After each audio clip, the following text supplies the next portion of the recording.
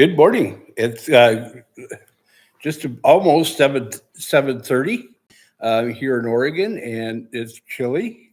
And but we're gonna do this last part of chapter 14 uh, and be able to move on.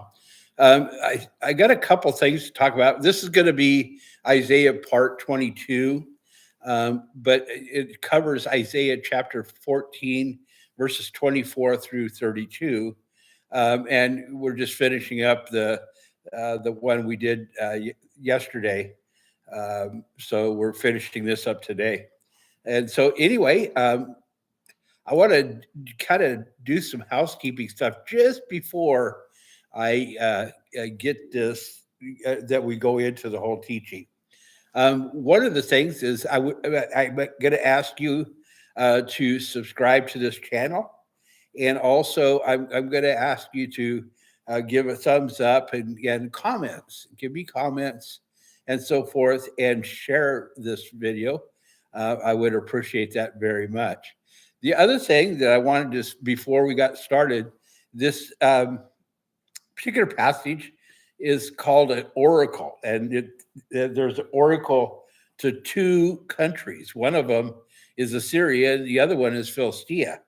Okay, and so the oracle actually means prophecy, and it was given by a prophet from God. So he's in this case it's Isaiah, and he's given this prophecy about Assyria and also Philistia. So let's take a look at this. An oracle concerning Assyria is the Lord of hosts has sworn as I have proposed, so that it will be as I have planned it, so it will happen. I will break Assyria in my land, and I will tread him down on my mountain. Then his yoke will be taken from them, and his burden will be removed from their shoulders.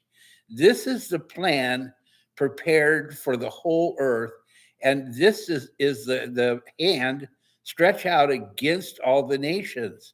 The Lord of hosts himself has planned it. Therefore, who can stand in his way? It is his hand that is outstretched, so who can turn it back?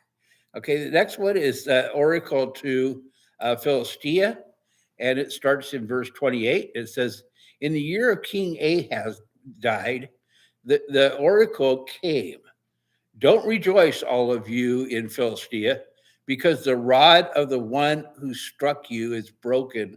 For a viper will come from the root of the snake, and from its egg comes a flying serpent. Then the firstborn of the poor will be well fed, and the impoverished will lie down in safety.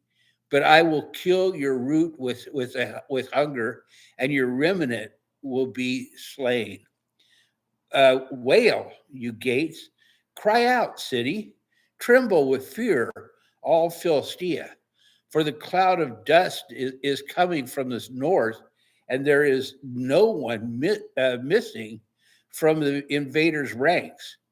What answer will be given to the messengers from that nation? The Lord has founded Zion, and his afflicted people find refuge in her.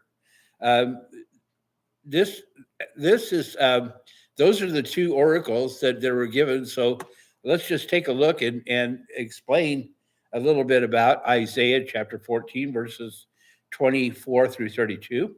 And it contains prophecies of judgment against Assyria and Philistia, emphasizing the sovereignty of unchangeable purpose of God in world affairs, and in promising that the afflicted people of God will find secure refuge in Zion. This section begins with God swearing an oath, emphasizing the absolute certainty of his plan. God's plan stands firm. The core message in that whatever God purposes will happen and stand firm. No human or national power can annul it or prevent it. Also, Assyria's fall. God specifically declares that he will break Assyrian empire within his own land, Judah, and trample them on the mountains. They will literally fulfill, that was literally fulfilled when a destroying angel struck down 185,000 Assyrian soldiers during their siege of Jerusalem in King Hezekiah's time. And you'll find that in 2 Kings chapter 19, verse 35.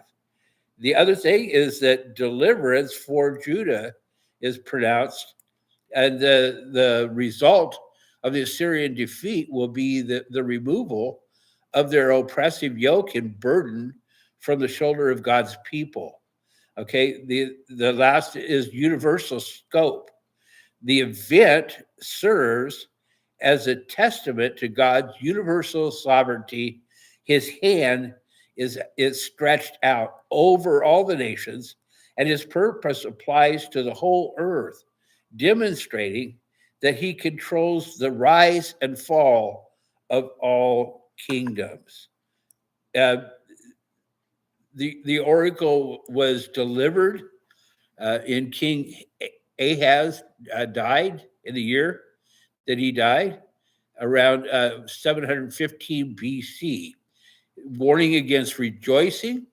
Philistia is warned not to rejoice over the breaking of the rod that previously struck them, likely referring to the death of Uzziah of Judah, who had subdued them, or a temporary setback for Assyria. The worst threat, Isaiah warns that a more formidable, destructive enemy would merge from the same root, symbolized as a viper and a fiery flying serpent, which came to pass with the Assyrian Sargon too, and later Sennacherib invaded Philistia with great ferocity, famine and destruction. While God's poor people would find safety and substance, Philistia would be faced with total destruction through famine and war, and their cities howling and melting away in fear from an army coming from the north. Zion as a refuge. The passage concludes by asking what answer should be given to the messengers from other nations observing these events. The answer is that God established Zion, Jerusalem, as a secure refuge, and his afflicted people will trust in him there, not in the alliances of doomed nations, like Philistia.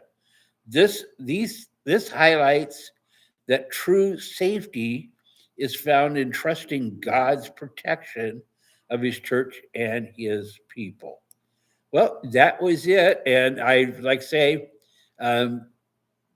once again, it's the same message, is that we have to trust God and him alone, okay, in what he says. And that's the mighty message. I hope that you're all blessed. I hope you go back and study this. I hope that you share it with others as well. You have a great, great day.